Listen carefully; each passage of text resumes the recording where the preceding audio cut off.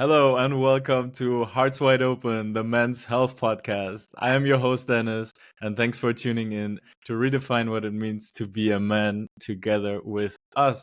Today we'll be talking to Reiss. I'll be introducing him in a second, but before we jump into today's episode, just a reminder on how you can support the podcast. If you're a fan of the show, please do remember to follow us on Instagram to stay updated on everything Hearts Wide Open podcast, events, and everyday content about men's health. And make sure to subscribe wherever you listen to podcasts and leave a review if you like what we do. So today I have Reiss here, and Reiss is a personal trainer. He's been active for over 10 years. He's training professional sportsmen. That's how he started off. But now he's also helping regular guys just like me get into a sports routine, figure out what their personal training style is and how they can reach their training goals. He also has his own podcast. It's called the Be Elite Podcast. Maybe he'll share something about that in a second. But welcome, Reiss. Hello. Thank you. Thanks for having me. I'm looking forward to it. Where are you tuning in from, and what's keeping you busy, your mind busy right now? So I'm in sunny London, which is a rare thing to say. Normally would be rainy London, but the weather's been quite nice lately. So yeah, in London, and yeah, what's keeping me busy? Just the usual stuff, really. Just the ups and downs of business and life, I guess.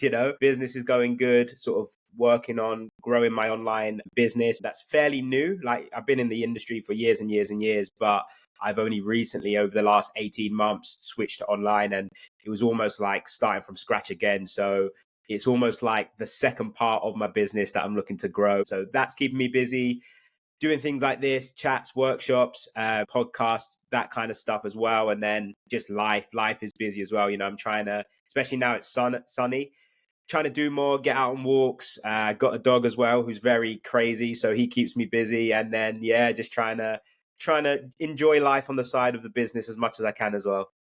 Wow, that's cool to hear. What is your online business about? Because you're a personal trainer, but now, like, I'm wondering, how do you do that online, actually? Yeah, so it's a great question because I think a lot of people, when you say like you're an online coach, they don't actually understand what it is you do. And it's funny because I was at my parents the other week and they kind of mentioned that. They were like, we don't really know what you do. Like, we know you've moved from being in the gym and training people to online, but we have no idea what that actually means.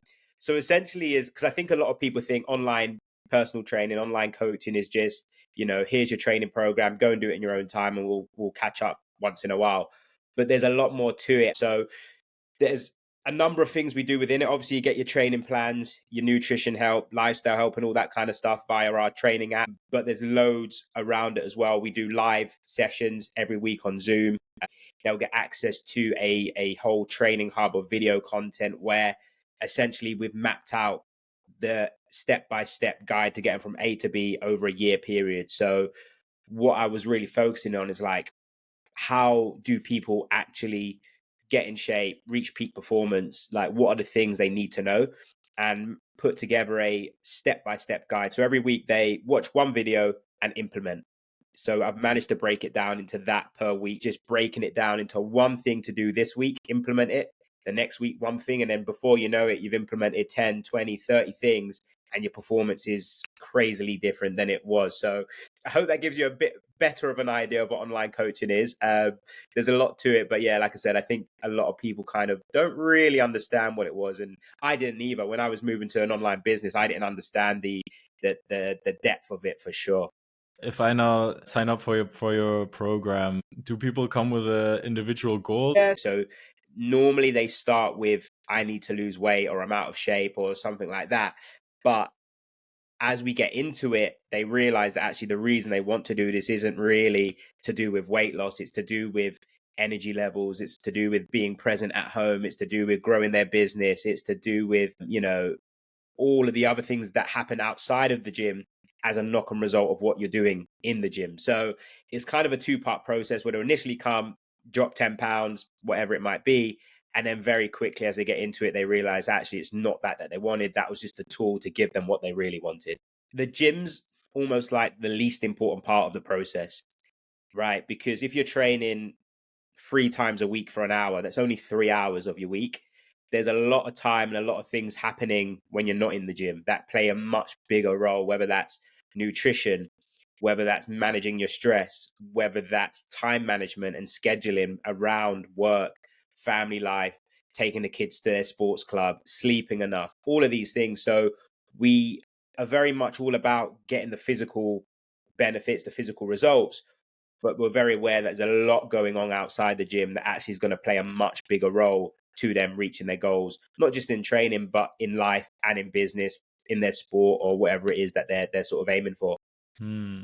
I love that. I love that. Yeah, because obviously we're a mental health podcast, so we do also interview a lot of people who are more busy on Mm. physical health, and we've learned that a lot of men already use this as a way to also process their emotional side. Going to the gym, going on runs, physical exercise in general really helps you stay sane. You mentioned in the beginning you're super busy, occupied with business, family, your dog, all these things. What do you do, or how do you manage your own mental health in all this? You know what? It's training is a big one for me. Training's a really big one. I recently started, I kind of shifted how I set up my day. So what I was doing previously was I'd get up, take the dog out for an hour, and then I'd start work because I was always thinking about I need to do X, Y, and Z. So I jumped straight into work from there and just sort of work, have a break halfway through the day and go to the gym. But I just felt like maybe my training was suffering a little bit because I was then halfway through a task maybe at work and I was thinking, right, I need to get back and do that. So I'd rush my gym session, and that's like my form of switching off. So what I've actually done now is I'll take the dog out first thing in the morning and then I'll go straight to the gym after that. And I give myself like 2 to 3 hours. I'm fortunate that I can do that because I'm not tied in by, having to be somewhere. So from 7 till 10 a.m. is just like dog walk, a morning coffee, go and train, and then get set up for the day. And that's kind of like a big part of me managing my mental health is having that structure to the start of my day for sure. Training as well, de-stress, my conditioning, running, whatever it is as well, strength training, that has a big role. And then for me, what I found have the biggest sort of bang for the buck is sleep. If I don't sleep, I am just not with it at all. It really impacts me. My energy's low, my motivation's down. I start having a bit of a more mental negative thoughts than positive. So sleep is the fundamental for me. I need my 8, 9 hours. So that's a big one. And then just socializing, having fun, hobbies. So playing football, training's obviously a hobby, going for our morning coffee and hike on a Saturday morning. Like that's a really enjoyable part of my week. On a Sunday, maybe going for dinner or something like that. The social side of it is a massive, massive one for me. And just having the clear boundary between work and not working is the big one because there was years and years and years I went on where the lines were kind of blurred. It was like always working, always working. Oh, I need to go out, but I was still thinking about work. So I wasn't enjoying the time out. And it's just a recipe for burnout and low motivation and low energy. So now I'm very, very clear with these hours I'm working and I'm going all in on my work. But these hours I'm dialing back. I'm enjoying my time. I'm being present. So yeah, they're like 3 or 4 things I would say that I do on a daily basis and a weekly basis that really, really helps with my mental health. Love it. This start of day routine, even if it's just 5 minutes for yourself in the morning, can really make such a big difference. I've talked to a yoga teacher recently who's told me exactly this. Like, she takes 5 minutes on the mat every morning. Even if she doesn't feel like her exercise, then she just sits there, but she takes 5 minutes for herself. It's funny because social media is full of these like morning routines, and sometimes they can get a little bit crazy. People like up at 5 a.m. and then going for a run, and then in the ice bath, and then an hour of meditation, and then this, and then that. Like, it gets a bit ridiculous, but Ain't nobody got time for no one's that. got time for that. And I said there, like my morning, that 3 hour period, 7 till 10, and that's quite lucky that I get to do that. But that's because I know that now I work really well between 10 and like 3, 4 o'clock. Like I can really go hard for that time. So just I have the flexibility to do that. But morning routines, it's not that anything works really well. It's not that if you get up and you jump in an ice bath, you're gonna be successful, or you make your bed. Like none of that actually matters, but it's what those things do for you. So when you wake up and you could straight away thinking about what I need to do, you're already in sort of like a fight or flight state. Just by taking 5 minutes to organize, to plan, to kind of just get ahead of the day, you're just taking away a lot of the anxiety of thinking and stress. And I think that's what the main thing is. So, yeah, morning routines can be a little bit crazy if you look at social media, but just having something, one or two things that works for you. Like it might just be making a coffee and just sitting down for 5 minutes and actually enjoying the coffee in the morning before the craziness of the day starts. It might be something as simple as that. But just having something in the morning what's just you're not starting by your mind being on overdrive is so, so important. Yeah.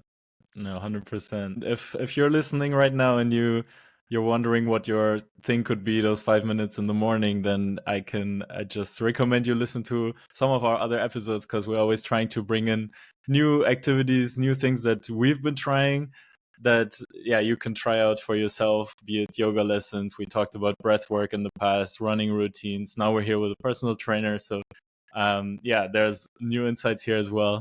So feel free to get inspired by that. One other thing that you mentioned that I found really important is really those basic things. You mentioned sleep, you mentioned nutrition, you mentioned exercise and socializing.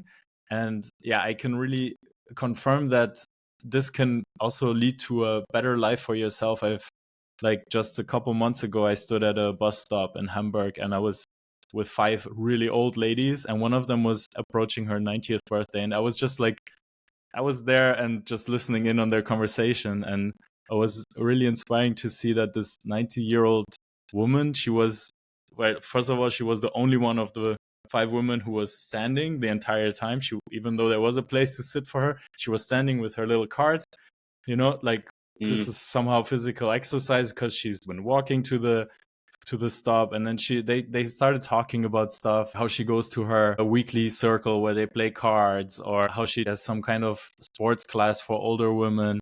And like socialization, and then this physical exercise comes back. And then she seemed really happy as well, like a lot of older people sometimes come across a bit bitter or unhappy, but she was like 90 and rocking it. There's a lot of research on this actually in terms of like what helps with longevity. And I think the main three that, or the main two really, that really, really does have an impact is socializing, like having a friendship group, all kind of old people who are growing old really well and live long. They've still got loads of friends. They're still going out and socializing, and they're meeting this person there, that person there. I mean, the second thing is just being active. And that doesn't mean, you have to go to the gym or you have to be running at 90 years old, but just walking around, getting fresh air, all that kind of stuff. And then having some sort of purpose to your day, like a reason to get up. And I think if you got those three things, you'll notice those will be very, very common amongst older people who are just one of those people you're like, whoa, you're doing amazing for 90, like the lady you saw at the bus stop. And I think that's definitely a common theme for sure. We've been talking now a lot very positively about all these things that you can do and things that we're doing. I'm also wondering, there must be also a bit of a downside in your life by juggling all these different things that you're doing. You mentioned in our last call that sometimes you find it hard to prioritize family, Mm. business, your mental, yourself. What kind of struggle do you feel today, or even with all these tools in place? Like, do you still have moments where you feel down? Yeah, of course, of course, of course. No one's got it figured out. And I think you never really get rid of it, but how you manage the downtimes gets better. And I think that's the important thing, because I think if you're just always expecting like, okay, I'm never going to feel down, never going to feel negative, then you're living in a bit of a dream world. And often that throws people off because they're like, oh, I've never felt down before. And it's like drives them into overdrive, like something must be wrong, but it's completely normal. And how you manage it is the thing that changes. Like, okay, I still feel down, but I still go and do X, Y, and Z. I don't let it control me. I control the situation, that kind of thing. So, yeah, there's definitely been times, and throughout my life, there's been periods where things have been very, very difficult. Even in the last 18 months, like I said, starting a business from scratch again has been very, very difficult. There's been times where I haven't been able to pay my bills, all of these stuff. There's loads of stuff that's gone on. So I'd say it's definitely something you always do struggle with. It's just how you actually respond to it, which is the main thing. How you respond when you're feeling down, when you're having a bad day. And I think the biggest thing is experience, to be honest. There's all these tools you can do, meditation and breathing and all that kind of stuff. But I think experience is the number one thing, because that's essentially what confidence is. Confidence is proof that you've been through something before and got through it. And Hmm. so now when I face a difficult period, I always just know that it works out in the end. Like, so I never really get that stressed by it. I remember my girlfriend was saying to me the other week, like, I don't know how you stay so calm over like the last year since moving this business when you lost all your clients and then you couldn't pay bills. Like, I wouldn't be able to do it. I don't know how you do it. It's just, it's happened so often through my life that it's just, I know I'll get through it because I got through it before. And this time's no different. And I actually know and reframe it that, okay, this is a tough period, but I know on the other side of this tough period is probably a period of real growth, because that is just what history has told me. Every single time I've had a really bad run of form, something great has happened afterwards.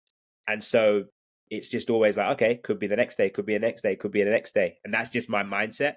So I think, tools aside, things to do aside, experience. It's experience of getting through tough periods. And the only way, in my opinion, that you get that experience is, it's really simple, but that doesn't mean it's easy. It's simple in that the only way is you don't quit. Hmm. That is it. You just don't quit. No matter how hard it gets, how tough it gets, if you don't quit, you're guaranteed to get success. Hmm. And that's the way I view it. And because I've never quit, my brain just knows now, you're not someone who quits, you're someone who gets through these times. This is normal. When you get through it, something great's about to happen. And that's the story that I've managed to tell myself, where a lot of people who maybe go through a difficult time, and I'm not judging anyone because everyone's situation is different, but maybe they do quit. Maybe, let's say, if I went to online, I'm like, this isn't working, I can't pay my bills, I'm going to go back to the gym. Well, now I've taught my brain that, oh, you can't do online, it's not going to work, you need to go back. And so if I try to do it again the next time, it's going to be even harder now, because now I've got the evidence that I can't do it. And so those two pathways are very, very different, but the only difference is not quitting versus actually quitting. Hmm. If you don't quit, you're guaranteed success. That's a strong one. That Guaranteed, yeah. It's the only thing that guarantees success. Wow. Thanks for sharing that.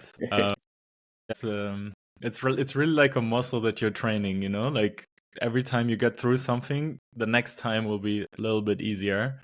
And yeah, as you said, it develops confidence that you will get through it as well.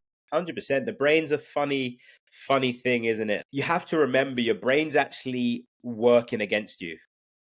And this is going to sound very strange, right? But I try and differentiate my brain from myself as two different things, because it will just try and work against you because it wants to keep you comfortable.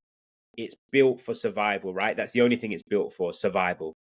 And so anything that puts you slightly outside your comfort zone, it freaks out and will try and draw you back in to comfort. Go back to that job, stay in that relationship. Don't, whatever it is, right? It'll try and get you not to make those decisions. And so you do just have to make the decision anyway, and then allow the brain to process it and see that, oh, okay, I didn't die. Nothing crazy happened. I can calm myself down. That becomes your new baseline, and then you can continue moving forward. But yeah, it's a funny thing, the brain. Hmm. Yeah. No, I definitely see those things in myself as well, and I'm sure everyone who listens can relate to this as well. You also mentioned in our last talk that over the last year, yeah, you gave up alcohol, and which you used as a tool to cover up some deeper things. Do you want to talk about this process a little bit and share what you've been through in the past year?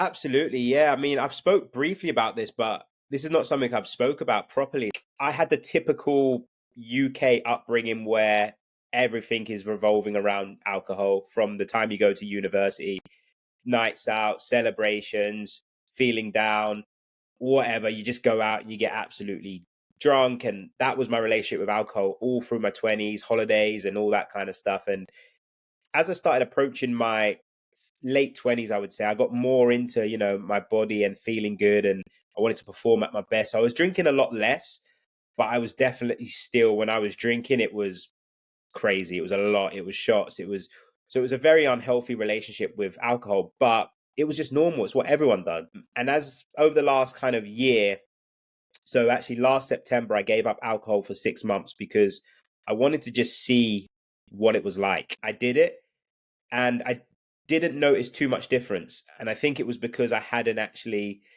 been drinking that much for the year prior to that, right?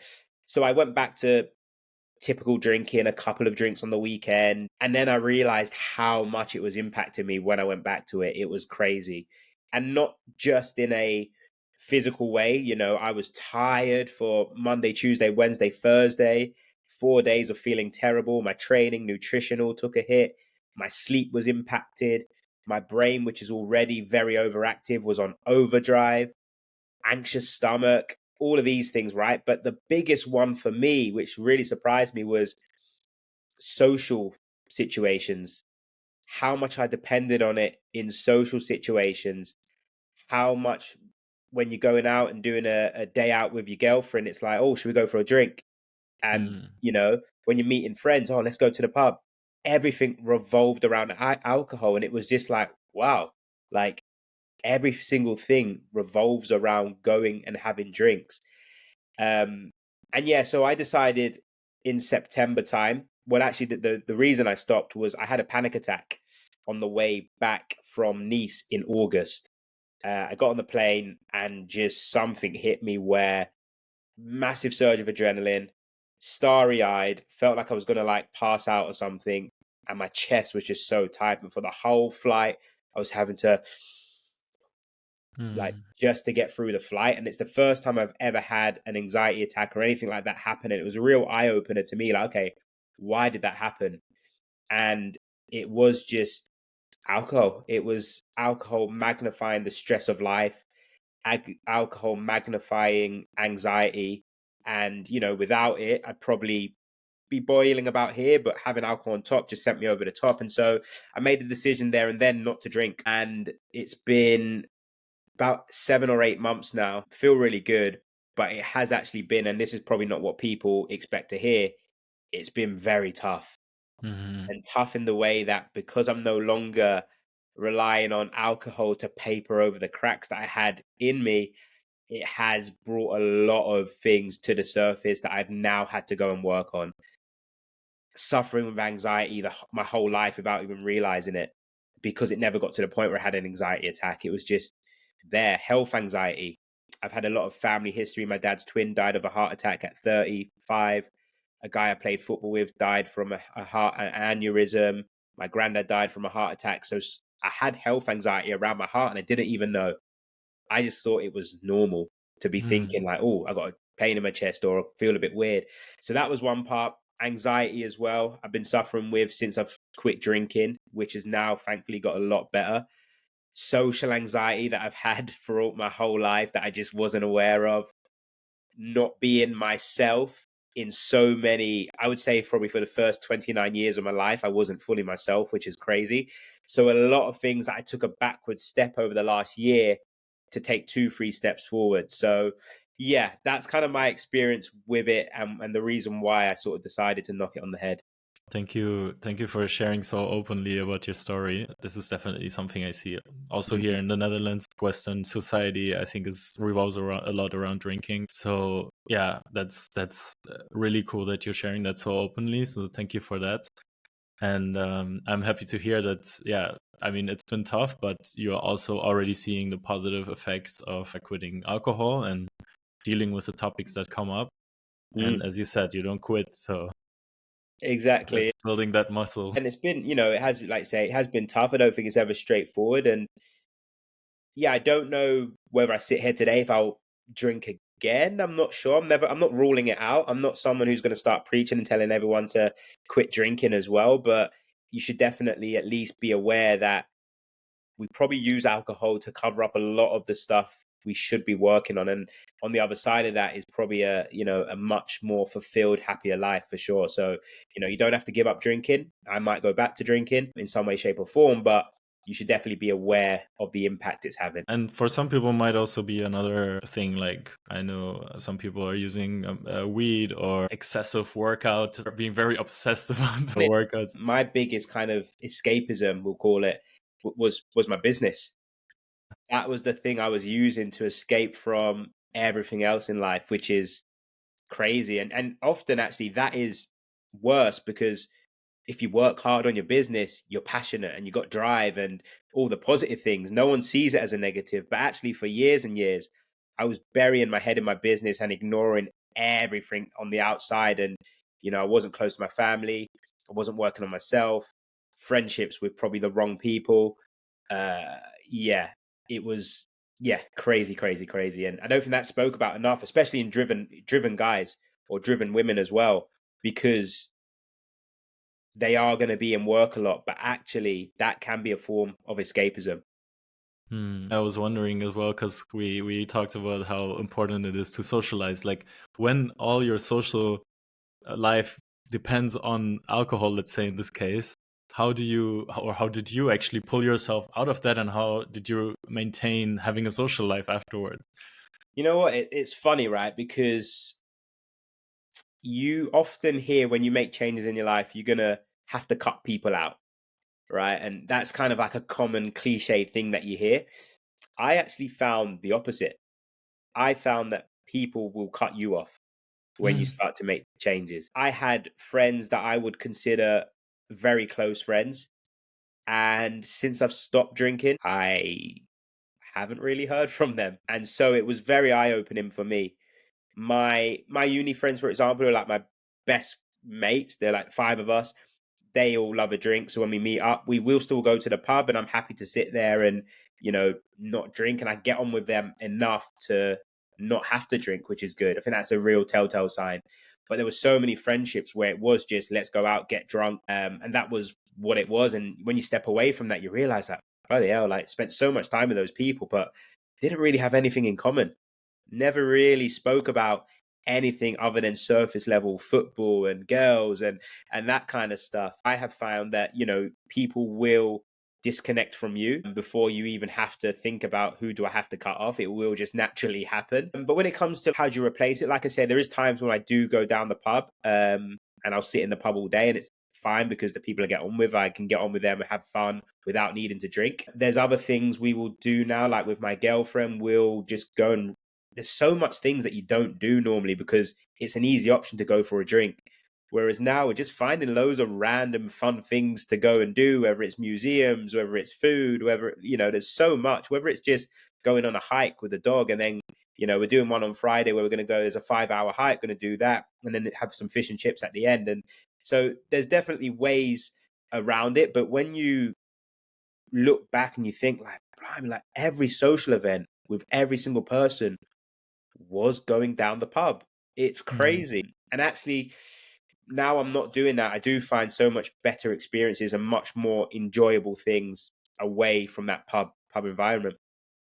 Beautiful. Yeah, that's amazing to hear, and very uplifting as well. That Mm, you don't have to be scared. You'll find other things to do, and the right people will stick around. And you'll meet new people too. When you start doing different things, you'll meet new people there who are into the same new, more healthy things as well. exactly. And it's, and you'll realize that you have a deeper connection with those people as well. You'll be talking about things that you don't necessarily talk with other people. And yeah, it's very uplifting. Like you said, it is very uplifting to be like, okay, on the other side of that, there's so much more opportunity. And that's what it comes down to for me. Like, yes, do I enjoy a drink? Absolutely. I love going for a pint of Guinness. I love whiskey. I love red wine. Like, I really, really enjoy them. Do I like going out with my uni mates and, we have a few drinks? It's funny. And like, yes, it's really funny. We've had some great stories from that type of thing. But for me now, that stuff isn't as important as everything else that I'm getting from not drinking. Mm. More time, more energy, being more present, less anxiety, business is growing better, my health, my fitness, performances. Like there's so much stuff, deeper connections, closer to my family, more experiences. Like that stuff is worth way more than a glass of red wine, a pint of Guinness. getting drunk. And that's for me what it comes down to. I've recently been to a birthday and I wasn't drinking a lot. I had a couple drinks maybe, but there was a lot of cool stuff happening, like people dancing, having fun. And the next day I shared this with a friend of mine who was there too. And he was like, "Oh, yeah, I actually don't remember those things." And I'm like, "Dude, also when you're cutting out alcohol a little bit more, you can remember the beautiful things that Mm, happened that night. Like you can have the yeah. best night, and then next day you don't know what you don't Yeah. get it together." Mate, it's so true. I'll tell you a quick story just about a night when I was driving, so I didn't drink. I hadn't given up alcohol, but I was driving. I went to a wedding and it was one of my good friends, but also at the wedding was going to be my ex-girlfriend who I was with for 5.5 years. And it was the first time meeting her new boyfriend. And this is like a year after we'd broken up. So quite fresh. First time I seen her. And that is a situation I would typically be like, I need a drink. Hmm. It's very, and the way the wedding was, it was me, one of my really good friends, and his girlfriend, and my ex with her boyfriend, and we were just together the whole day because we were the only people who knew each other at the wedding. I had to be in that group of six. And then to make matters worse, my girlfriend couldn't make it because she was at some other event that she had to go to with her family. So everything there was like, typically, I need a drink, I need a drink, I need a drink. But two things which were really good. One, after you get rid of the awkwardness of, oh, I don't like dancing without a drink, that you have the best time. And it's almost, I can't explain it. It was almost like I was drunk. It was like a non-drinking drunk. I was having the best dances and all that kind of stuff. The second thing was I left there at like midnight to drive back home, and I just had the best time ever. It was so fun. I was driving home, felt really proud of myself, had a great night. You remember it all as well.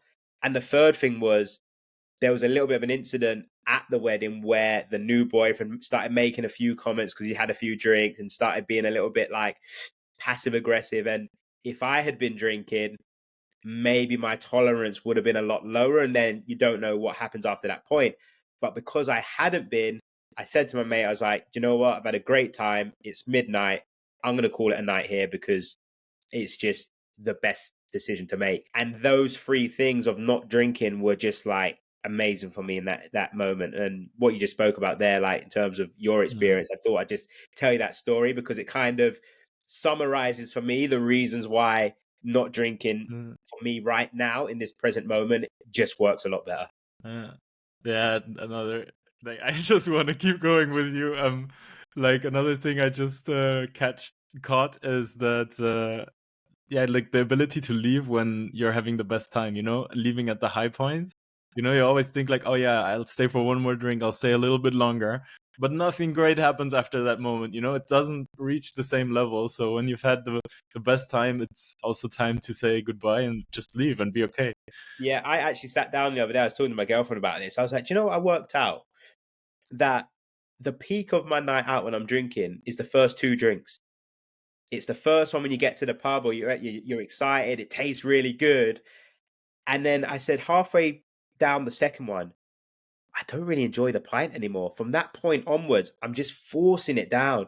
Like, and I'm drinking pints with my mates. I'm not enjoying it. And that tipsy spell of like, this is exciting, tipsy, that's the best feeling. And then you get drunk. And I was like, it's crazy to me. The first two drinks is actually the peak of my enjoyment of going out. And I was like, for the sake of two drinks, I might as well just not drink. We've been at it for a while, so I think I'm slowly gonna start wrapping it up. Please make sure to follow Reiss on his Instagram. I'll put that in the show notes. And make sure to listen to its podcast, Be Elite. I have one more question for you that we love to ask everyone who comes onto the podcast. And you can think about this for a second. What does it mean to be a man to you? Oh, good question.